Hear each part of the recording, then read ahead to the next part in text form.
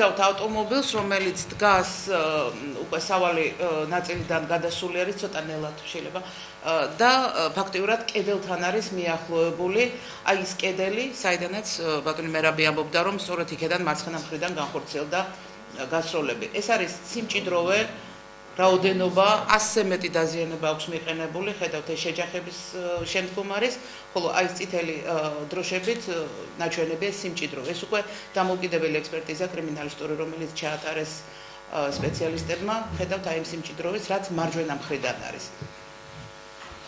შემდეგ ეს უკანა მხარე არის. ეს კადრები რაც ნახეთ, ჯერჯერობით რაც ნახეთ, ეს უბრალოდ იმის წარმოდგენისთვის, თუ მანქანა სად იმყოფებოდა და როდესაც ჩვენ ვამბობთ, რომ სროლა ნაწარმოებია ზურაბ ვაზაგაშვილის მიმართ მარცხნიდან, თქვენ წარმოდგენა გქონოდათ, რა ხდებოდა მანქანის მარცხნივ არის კედელი და არის კიდევ მცირე ზოლი ტროტუარის ბალახიანი ნაწილი არის მცირე ზოლი. ძირითადი სროლები მანქანის მიმართ განხორციელდა მარჯვენა მხრიდან და ნახეთ ის სიმჭიდროვე, რაც წინა უკანა კარებზე, საბარგულის მხარეს და წინა საქარე მინის მხარეს არის განხორციელებული. წინა, უკანა და მარჯვენა მხრიდან იყო ძირითადი ის ავტომატიდან ნაწარმოები გასროლები, რომლის შედეგადაც დაიღუპა ალექსანდრე ხუბულოვი, მას მართლაც მარჯვნიდან აქვს მიღებული უამრავი დაზიანება, ზურაბ ვაზაგაშვილს აქვს დაზიანებები, რომლებიც მანქანის მიმართ მარჯვენა მხრიდან არის განხორციელებული, მაგრამ კატეგორიულად მინდა განვაცხადო, რომ არც ერთი მანქანის მხრიდან არც ერთი მარჯვენა მხრიდან მიყენებული დაზიანებებისგან ზურაბ ვაზაგაშვილი არ დაღუპულა. ის გარდაცვლილი არის მარცხენა მხრიდან მიყენებული, მარცხენა ხედავთ აი კედელსა და ავტომანქანას შორის, რომელიც არის მცირე ადგილი, სწორედ იქედან მიყენებული დაზიანებით არის სროლა განხორციელებულია მის მიმართ მანქანის გარეთ ან მანქანის ახლოს მყოფი პირის მიერ. და ძალიან საინტერესო არის, რომ ოპონენტები ალბათ შეგვედავებიან და იტყვიან, რომ აქ გამოყენებული არის ვიდეო და ფოტომასალა დიდი რაოდენობით. მართალია გამოყენებული არის უამრავი ექსპერტიზა, რომელიც საქმის მასალებში დევს, ძალიან ბევრი ექსპერტიზა არის ჩატარებული, მაგრამ ბევრგან ეს ექსპერტიზები ურთიერთგამომრიცხავიც არის. მე ვგულისხმობ ბალისტიკურს, ავტომანქანის ტრასოლოგიური და ასე შემდეგ ბიოლოგიური, ქიმიური, ყველა ექსპერტიზის გაანალიზება მოხდა და დაემატა ფოტო-ვიდეო მასალა. ფოტო-ვიდეო ოპონენტებისთვის ვიტყვი, რომ ფოტო-ვიდეო მასალაზე ექსპერტიზა არ ჩატარებულა. ფოტო-ვიდეო მასალა, რომელიც იყო წარმოდგენილი, ეს არის სწორედ შემთხვევის ადგილის დათვალიერების დროს დოკუმენტალური მასალა, ანუ ეს არ არის სამოყვარულო, ეს არის დოკუმენტირება იმის, რაც ხდებოდა. ანუ მისი გამოყენება და ნებისმიერი განსხვავება მასთან უკვე ძალიან საყურადღებოა, მნიშვნელოვანია და მათი გამოყენება აბსოლუტურად შესაძლებელია. სწორედ ექსპერტიზებთან ერთად, როდესაც გაანალიზდა ეს ყველაფერი, ვნახეთ, რომ ზურაბ ვაზაგაშვილი, როდესაც მისი თავის მიდამოში ის დაზიანება, რამაც გამოიწვია მისი სიკვდილი, განხორციელებულია თავის მიდამოში. მარცხენა თხემ საფეთქრის მიდამოში. აქ არის უზარმაზარი ფრაგმენტი, ფაქტიურად თავის ქალას ძვლები არის დაშლილი, თავის ტვინი არის გამოვარდნილი. თან გამოვარდნილია თავის ტვინი, თქვენ ნახავთ კადრებში, მიმართულება თავის ტვინის მიმართულება არის მისგან მარჯვნივ და უკან.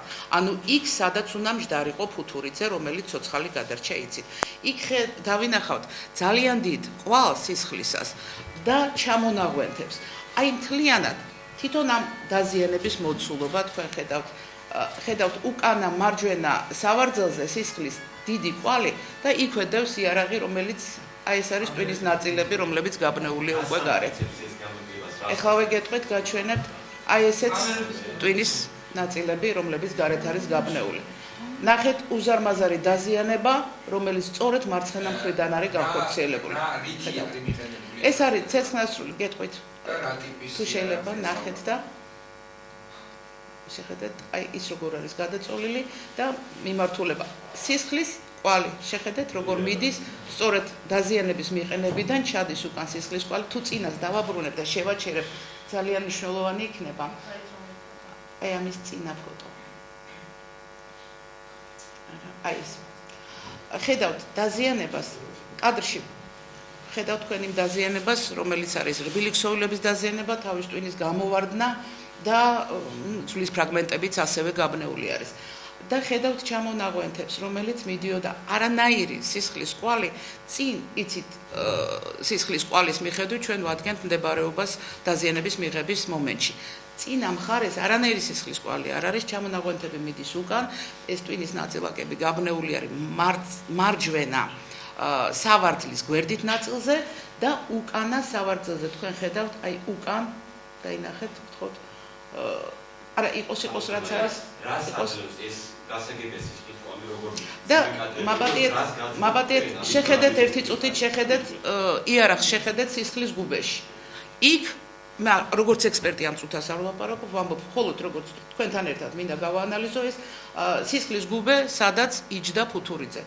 აი აქ მჯდომი ადამიანის შემდეგ ასეთი გუბე უბრალოდ მე მგონი თქვენც ეჭვი არ გეპარებათ რომ არ დარჩება და იარაღი რომელიც არის აბსოლუტურად სუფთა აი ამ გუბეში და აი ეს სისხლი წასული არის აი ეს ჩამონაგვენთები მთლიანად არის ზურაბ ვაზაგაშვილის და საინტერესოა რომ ჩატარდა ექსპერტიზები ამოღებულია ეს ნაწილაკები სულ ყველა ამოღებული არის ვიდეო მასალაზე ჩანს რომ ამას იღებენ და ხდება მათი შეფუთვა მაგრამ სამწუხარო ის იყო რომ ექსპერტიზაში წერია სამედიცინო ექსპერტიზის დასკვნაში რომ აი აქ ვერ დადგინდა თუ კონკრეტულად რამდენი გასროლა იყო მინიმუმ 2 ნასროლი არის მარცხენა თხემსაფეთქლის მიდამოში აი აქ მაგრამ არ არის გამორიცხული აქ იყო შემხებიც მაგრამ აღდგენა არ მოხდა როგორც წესი ეს ძვლის ფრაგმენტები უნდა შეგროვებულიყო აღდგენილიყო და მაშინ უკვე ზუსტად შეიძლება დადგინდეს რამდენი გასროლა რომელი იყო პირველი რომელი მეორე რომელი მესამე ამას სასამართლო მედიცინა აბსოლუტურად ცალსახად აკეთებს ბზარების მიხედვით პირველი მეორე მესამე მაგრამ ამ შემთხვევაში მიუხედავად იმისა რომ ყველაფერი სალონში არის და ხედავთ რომ ეს ყველაფერი არის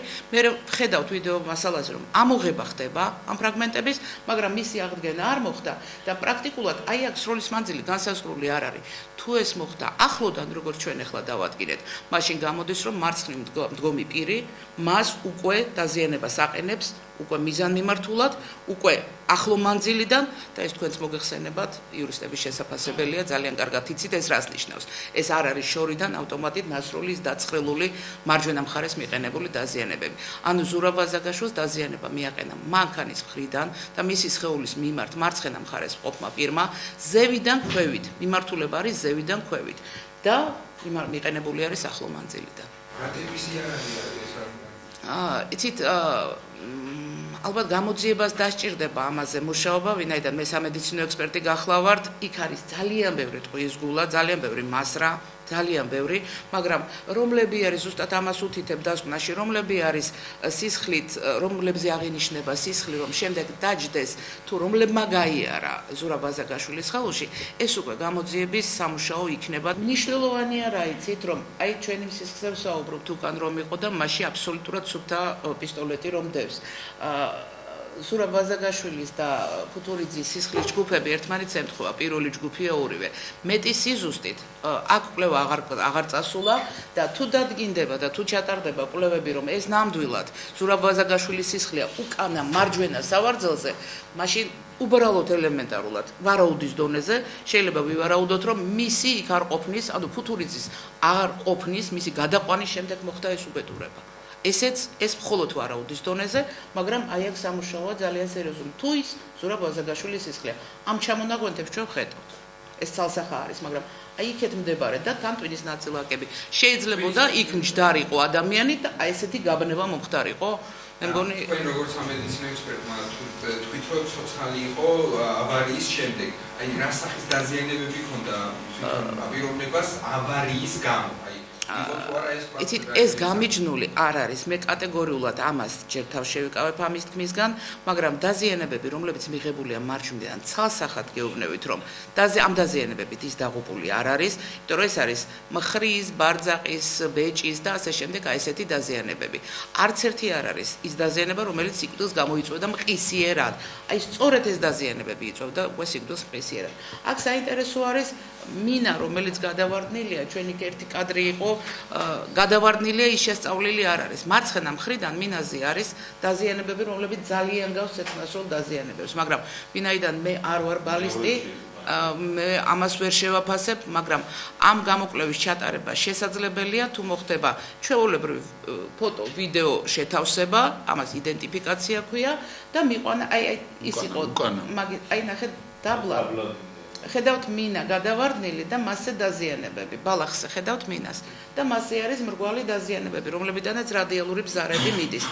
თუ ეს მოხდება მისი აღდგენა და მიყვანა ნატურალურ ზომებამდე, ნუ ეშინია ჩვენს ოპონენტებს ხშირად რომ ფოტოთი ექსპერტიზა არ კეთდება. იდენტიფიკაცია როგორც ასეთი მთლიანად შეთავსებაზე არის და აგებული და აი აქ შეიძლება დადგინდეს. იყო ეს სროლა განხორციელებული სწორედ აი ამ მინის გავლით, ანუ წინაღობით, თუ წინაღობის გარეშე, იმიტომ რომ იქ არის კიდევ რაღაც საინტერესო დეტალები და ალბათ ამას უკვე შეაჯამებს უკვე გამოძიება.